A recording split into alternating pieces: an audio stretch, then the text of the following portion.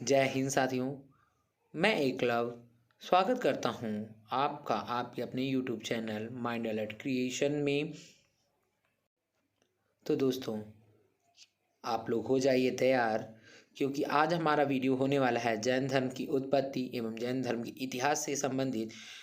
दोस्तों, अगर आपको केबीसी के शो में जाना है तो आपको पढ़ाई करनी पड़ेगी, और पढ़ाई जो करनी पड़ेगी बहुत ही गहराई से करनी पड़ेगी। उसके लिए आपको प्रत्येक जो टॉपिक है उसका विस्तृत अध्ययन करना पड़ेगा। जब आप विस्तृत अध्ययन करेंगे तो आपको सारी जानकारी होगी, और वहाँ पर आप हॉट सीट पर पहुँच कर करोड़ों रुपए आसानी से जीत सकते हैं। और केबीसी की तैयारी का एक मूल मंत्र ये है कि जो भी आप पढ़ें उससे आप नोट्स बनाएं, ताकि जब आप वहाँ पर पहुँचें तो वहाँ पर आपको कोई भी वीडियो बार बार ना देखना पड़े। आप अपने नोट्स को पलटा करके रिवीजन कर सकें, क्योंकि अगर आप वहाँ पर वीडियो देखते तो फिर आप एक ही चीज़ की तैयारी कर पाएंगे, जो कि आपको वहाँ पर कहीं ना कहीं हानि पहुँचा सकता है। इसलिए आप हमारे चैनल से जुड़ जाइए माइंड अलर्ट क्रिएशन से, जहाँ पर आपको हर टॉपिक से रिलेटेड विस्तृत जानकारी, एमसीक्यूज मिलेंगे। और आप प्रत्येक वीडियोस देखिए। अगर आपको कोई भी कमी लगती है तो आप उसको कमेंट सेक्शन में जाकर कमेंट कर सकते हैं, जिसको मैं सुधारने का पूरा पूरा प्रयास करूंगा। और दोस्तों, एक रिक्वेस्ट है आपसे, आप वीडियो को अंत तक देखें और ज़्यादा से ज़्यादा लोगों तक शेयर करें, तभी आपका भी भला होगा और मेरा भी भला होगा। तो चलिए शुरू करते हैं आज का वीडियो। जैन धर्म की उत्पत्ति, जैन धर्म का इतिहास, परिचय पार्ट 1। दोस्तों, तो आज हम लोगों का टॉपिक था जैन धर्म। और जैन धर्म का ये जो वाला वीडियो होने वाला, ये आपका होने वाला डिस्क्रिप्टिव, यानी पॉइंट टू पॉइंट। इसमें आपको सारी चीज़ें बताई जाएंगी। फिर इसी से रिलेटेड आपसे प्रश्न पूछे जाएंगे, जो आगे के आने वाले वीडियोज़ में होंगे। दोस्तों, जितना बौद्ध धर्म इम्पॉर्टेंट है उतना ही जैन धर्म इम्पॉर्टेंट है। बौद्ध धर्म के अनुयायी आपको पूरे विश्व में मिल जाएंगे, लेकिन जैन धर्म का प्रचार प्रसार इतना ज़्यादा नहीं हो पाया। लेकिन जैन धर्म आपके अपने भारत में अभी भी जिंदा है और लोग अभी भी उसको फॉलो करते हैं। तो जैन धर्म उतना ही महत्वपूर्ण है जितना कि बौद्ध धर्म। तो जैन धर्म से जुड़े हुए प्रश्न भी आपके कहीं कहीं पूछे जाते हैं, केबीसी में भी पूछे जाते हैं, यहाँ पे गवर्नमेंट एग्जाम में भी पूछे जाते हैं। तो आपको क्या करना है, जैन धर्म के बारे में भी कायदे से पढ़ना है। तो चलिए शुरू करते हैं। पहला पॉइंट क्या कह रहा है, जैन धर्म संस्कृत के जिन शब्द से बना है जिसका अर्थ विजेता है। किससे बना है, संस्कृत के जिन शब्द से बना है और इसका अर्थ होता है विजेता। जैन संस्थापकों को आपको तीर्थकर कहा जाता है। क्या कहा जाता है, तीर्थकर। और जैन महात्मा को निग्रंथ कहा गया है। मतलब जो तीर्थकर होते थे यानी संस्थापक होते थे, जैसे महावीर स्वामी, ऋषभ देव जी, उन्हें तीर्थकर कहा गया है। जबकि जो आपके महावीर स्वामी, उन्हें तीर्थकर तथा निग्रंथ दोनों कहा गया, क्योंकि वो स्थापना भी की थी और वो महात्मा भी थे। तो जैन धर्म में कुल 24 तीर्थकर माने जाते हैं। कितने टोटल तीर्थकर हुए जैन धर्म में, 24। और जिन्होंने समय समय पर जैन धर्म का प्रचार प्रसार किया। तो देखिए दोस्तों, हम लोग इन लोगों के नाम देख लेते हैं, क्योंकि नाम बहुत ही ज़रूरी है। कभी कभी कुछ ना कुछ पूछ लेता है, तो जो फेमस है उसके बारे में आपको जानकारी दी जाएगी, जो ज़्यादा फेमस नहीं है तो उसके बारे में आपको नहीं बताया जाएगा। लेकिन नाम तो सारे पढ़ने पड़ेंगे ना। तो ये है, देखिए, ऋषभ देव पहले हैं। ऋषभ देव जो कि संस्थापक भी कहे जाते हैं और बहुत ही प्रसिद्ध थे। दूसरे हैं आपके अजितनाथ, तीसरे संभवनाथ, चौथे अभिनंदन, पाँचवें सुमतिनाथ, छठवें हैं पद्म प्रभ, सातवें हैं सुपार्श्वनाथ, आठवें हैं चंद्र प्रभ, नवें हैं पुष्पदंत जिनको सुवधिनाथ भी कहा गया है, 10वें हैं शीतलनाथ, 11वें हैं श्रेयांसनाथ, 12वें हैं वासुपूज्य, 13वें हैं विमलनाथ, और आपके 14वें हैं अनंतनाथ, 15वें हैं धर्मनाथ, 16वें हैं शांतिनाथ, और 17वें हैं कुथुनाथ, 18वें आपके अरनाथ हैं। अमरनाथ नहीं, सॉरी, अरनाथ का क्या है, आपके अरनाथ। तो 19वें हैं मल्लीनाथ, 20वें हैं मुनि सुव्रत, 21वें हैं नमीनाथ, 22वें हैं नेमीनाथ या अरिशनेमी। दोस्तों, ये भी जो है आपके बहुत ज़्यादा फेमस हैं। कौन, नेमीनाथ या अरिशनेमी। और फिर उसके बाद आपके आते हैं पार्श्वनाथ और महावीर स्वामी। तो देखिए, आपको जैन धर्म में सबसे ज़्यादा नाम किसका सुनने को मिला होगा, ऋषभ देव जी का, अरिशनेमी, पार्श्वनाथ और महावीर स्वामी का। चलिए देख लेते हैं आपका आगे क्या कह रहा है अगला वाला पॉइंट। तो अगला पॉइंट दोस्तों है, जैन धर्म के प्रथम तीर्थकर ऋषभ देव जी थे। कौन थे, ऋषभ देव जी थे। इनका अन्य नाम क्या नाम था, ऋषभनाथ था। क्या नाम था, ऋषभनाथ। इन्हीं को आदिनाथ या वृषभनाथ भी कहते हैं। क्या कहते हैं, वृषभनाथ, आदिनाथ या ऋषभनाथ भी कहते हैं। ऋषभ देव एवं अरिष्टनेमी का उल्लेख ऋग्वेद में मिलता है। बहुत बार ये क्वेश्चन पूछा गया, ऐसे जैन धर्म के कौन से तीर्थकर हैं जिनका उल्लेख ऋग्वेद में मिलता है। तो किसका किसका मिलता है, ऋषभ देव जी का और अरिष्टनेमी का उल्लेख आपको ऋग्वेद में मिलता है। चलिए देख लेते हैं अगला पॉइंट। आपका अगला पॉइंट है पार्श्वनाथ जैन धर्म के 30वें तीर्थकर माने जाते हैं। इनका जन्म काशी वाराणसी में हुआ था। इनके पिता अश्वसेन काशी के राजा थे। देखिए जो काशी के राजा अश्वसेन अश्वसेन थे उनके पुत्र थे पार्श्वनाथ, और उनका उनका जन्म कहाँ हुआ था? वाराणसी में। कौन से नंबर के तीर्थकर थे? 30वें नंबर के तीर्थकर थे।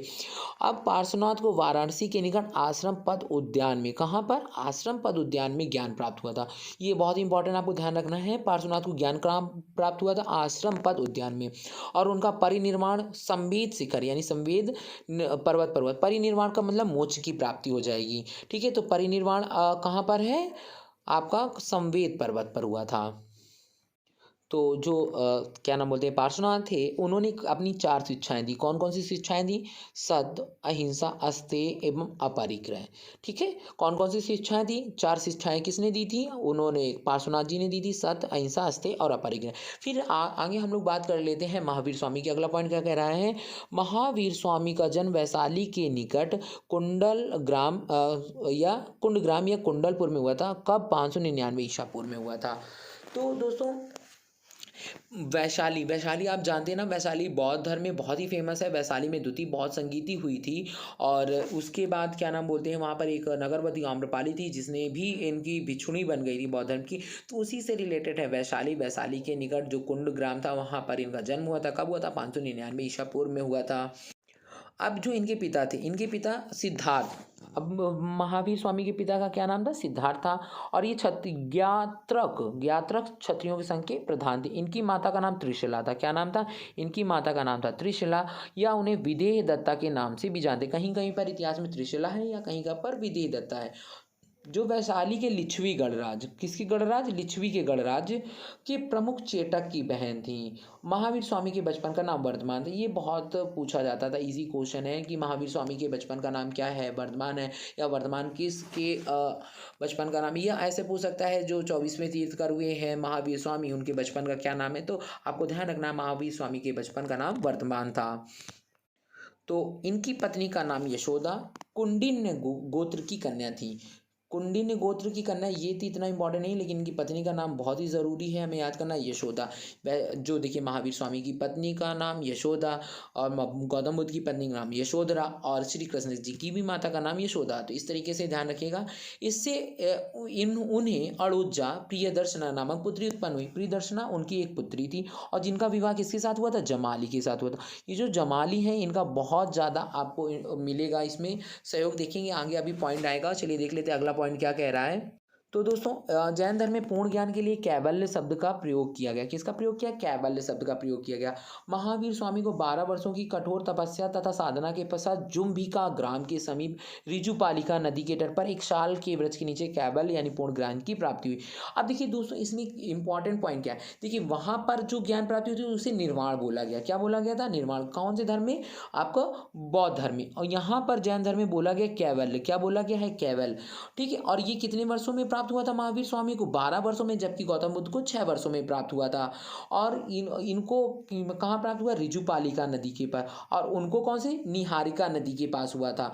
वो बोध गया था। ये जुम्बिका ग्राम है। कौन सा है? जुरम्भिका ग्राम, जुरम्भिका ग्राम। और 1 साल के वृक्ष उनको पीपल के वृक्ष के नीचे प्राप्त हुआ था, इन्हें शाल के वृक्ष के नीचे हुआ था।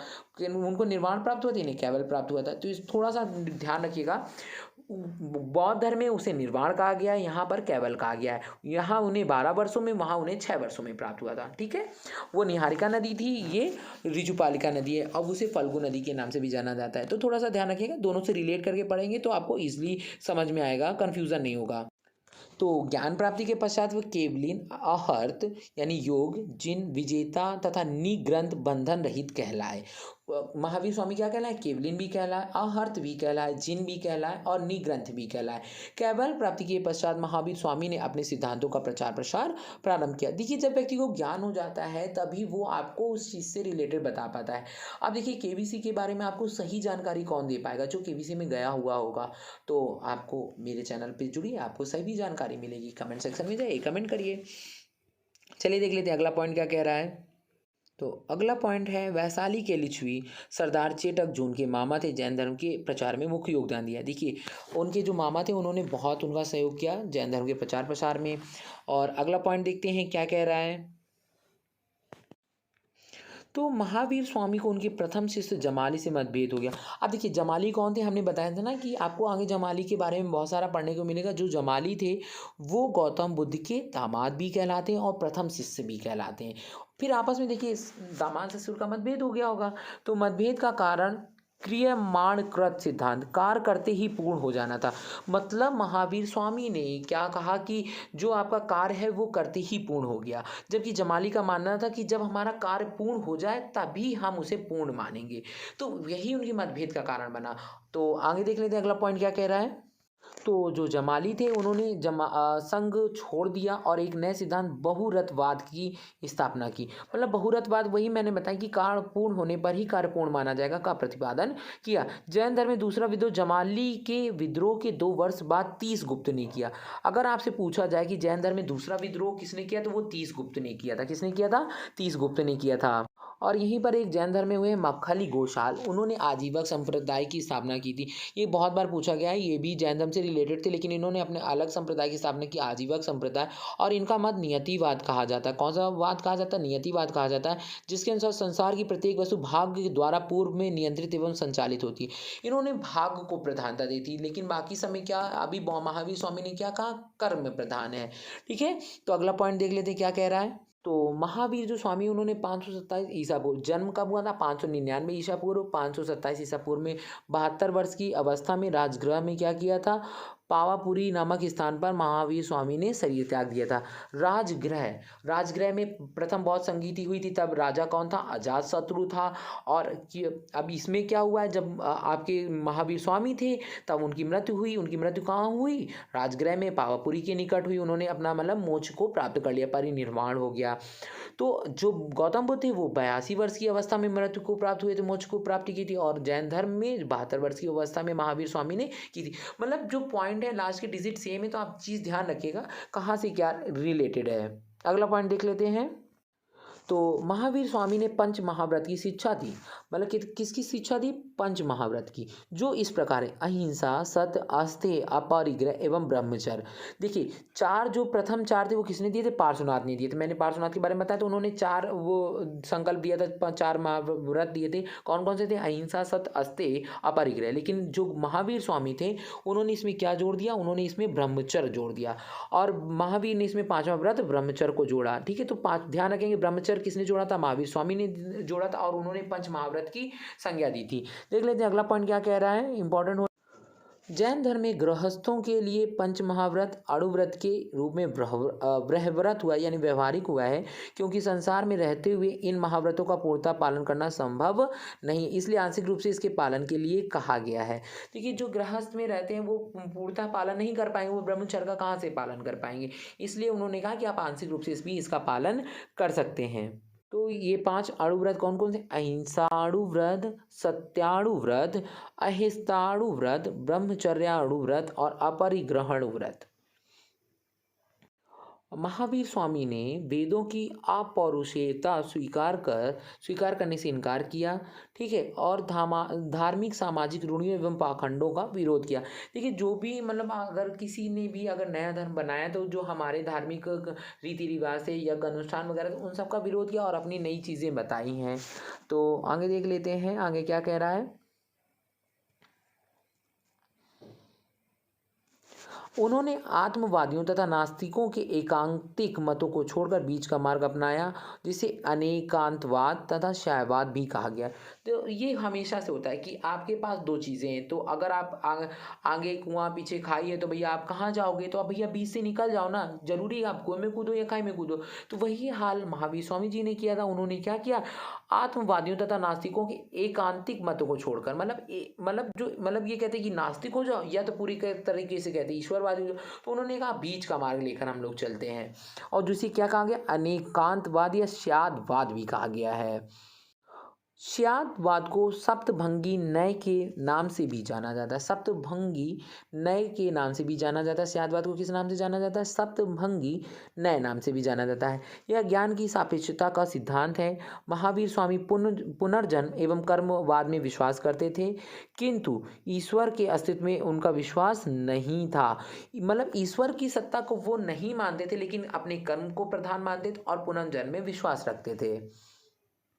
अज्ञान के कारण कर्म जीव की ओर आकर्षित होने लगता है, जिसे आश्रव कहते हैं। क्रोध, लोभ, मान, माया आदि कुप्रवृत्तियां हैं जो अज्ञान के कारण उत्पन्न होती। उन्होंने क्या कहा कि जो व्यक्ति क्रोध करता है, लोभ करता है, अभिमान और माया यानी लक्ष्मी जो है उसका मतलब अगर रखता है तो वो कुप्रवृत्तियां हैं जो अज्ञान के कारण उत्पन्न होती हैं। तो उन्होंने कहा जैन धर्म में मोक्ष के लिए 3 साधन आवश्यक बताएं। उन्होंने जैन धर्म में मोक्ष के लिए कितने साधन आवश्यक बताएं? 3 साधन आवश्यक बताएं। देख लेते हैं कि ये 3 साधन कौन कौन से हैं।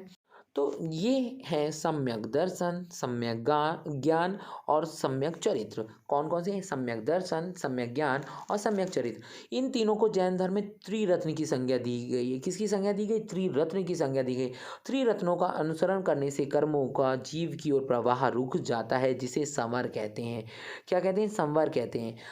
त्रिरत्नों का अनुसरण करने से कर्मों का जीव की ओर प्रभाव, मतलब जीवन जीने की इच्छा तो नहीं खत्म होती, लेकिन जो लोभ है, माया, उनसे आदमी ऊपर उठ जाता है और अपने आप को सर्वश्रेष्ठ समझने लगता है। तो इसी के लिए कहा गया है कि आपको लोभ नहीं करना, आपको क्रोध नहीं करना है, आपको माया से दूर रहना है। तो इसे त्रिरत्न की संज्ञा दी गई है। कौन कौन से? सम्यक दर्शन, व्यक्ति के पास देखने सुनने ज्ञान की समझ होनी चाहिए और उस ज्ञान को अनुसरण करना चाहिए, और व्यक्ति का जो चरित्र है वो बहुत ही अच्छा होना चाहिए। इसके बाद जीव में पहले से व्याप्त कर्म समाप्त होने लगते, जिसे निर्जरा कहा गया। मतलब जब आप 3 रत्नों का पालन करेंगे तो जो आपके अंदर कुरीतियां हैं जब वो समाप्त होने लगेगी तो उसे निर्जरा कहा गया है।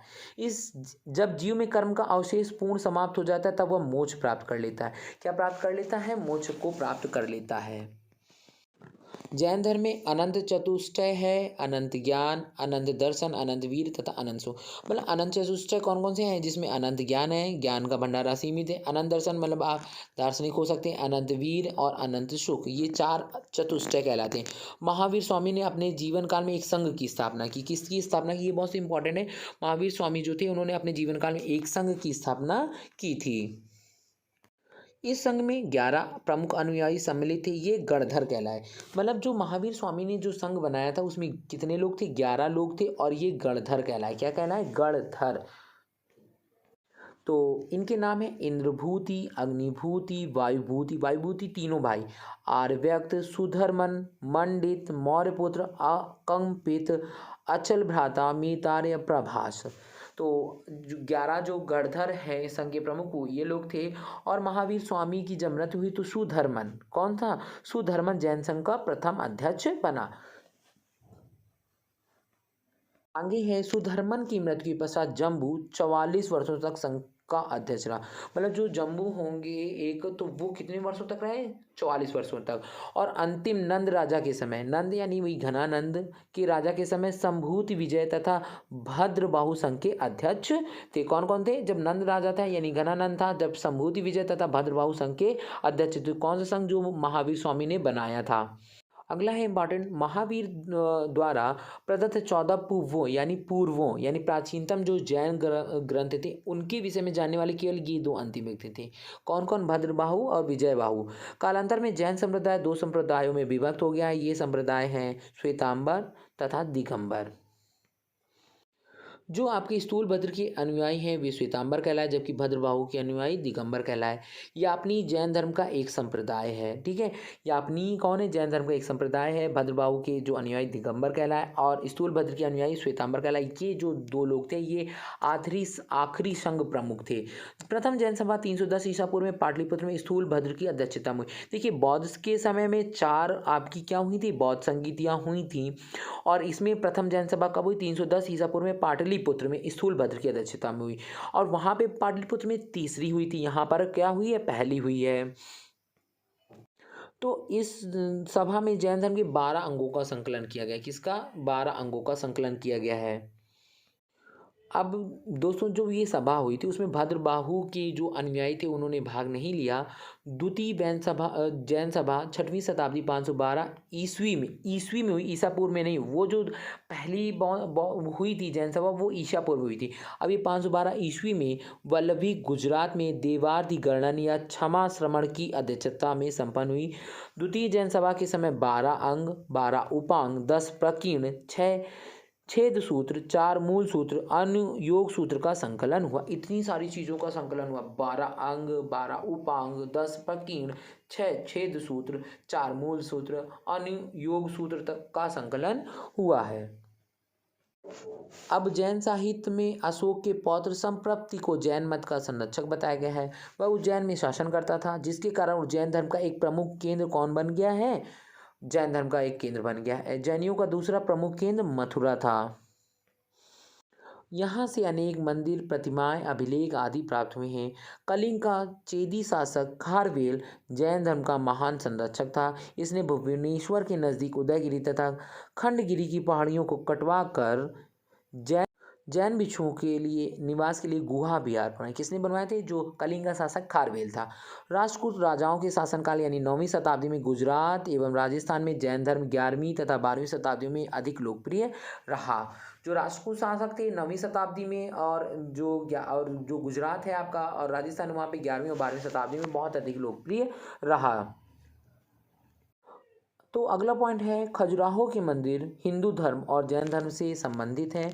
माउंट आबू के दिलवाड़ा जैन मंदिर संगमरमर के बने हैं। इसका निर्माण गुजरात के चालुक्य यानी सोलंकी शासक भीमदेव प्रथम के शासनकाल में भीमदेव प्रथम के सामंत बिमल शाह ने करवाया था। किसने करवाया था? बिमल शाह ने करवाया था। इस चीज़ आपको ध्यान रखनी, जो मतलब माउंट आबू में दिलवाड़ा जैन मंदिर है जो संगमरमर का बना हुआ है, इसको चालुक्य सोलंकी शासक भीमदेव प्रथम के सामंत, ठीक है। तो कौन है ये? 2 बार हो गया भीमदेव प्रथम के जो यहाँ पे शासक लिख गया, फिर से शासक भीमदेव, यहाँ पे होना चाहिए शासक भीमदेव के सामंत विमल शाह ने करवाया था।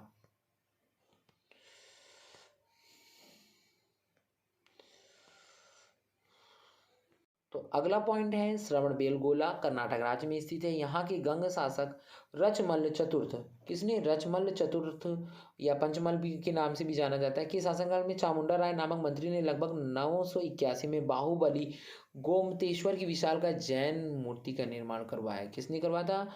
बाहुबली गोमतेश्वर की जो विशाल का जैन मूर्ति है वो किसने बनाई? तो चामुंडा राय नामक मंत्री ने बनाई। कब बनवाई थी? 981 ईस्वा पूर्व में, ईस्वी में बनवाई थी, 981 ईस्वी में।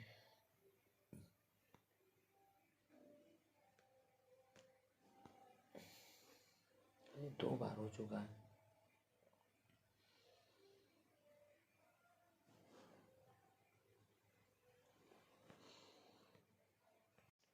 तो आखिरी पॉइंट है, बाहुबली प्रथम जैन तीर्थकर ऋषभ देव के पुत्र माने जाते हैं। महामस्तकाभिषेक जैन धर्म का एक महत्वपूर्ण उत्सव है जो 12 वर्ष के अंतराल पर कर्नाटक राज्य के श्रवणबेलगोला में आयोजित करवाया जाता है। तो दोस्तों, अगर आपको वीडियो अच्छा लगा हो तो आप शेयर कर सकते हैं, और वीडियो कोशिश की गई है कि बहुत अच्छा बनाया जाए। डिस्क्रिप्शन में दिए गई सारी चीज़ें, जो भी कहीं से भी तथ्य मिला है उसे जोड़ा गया है।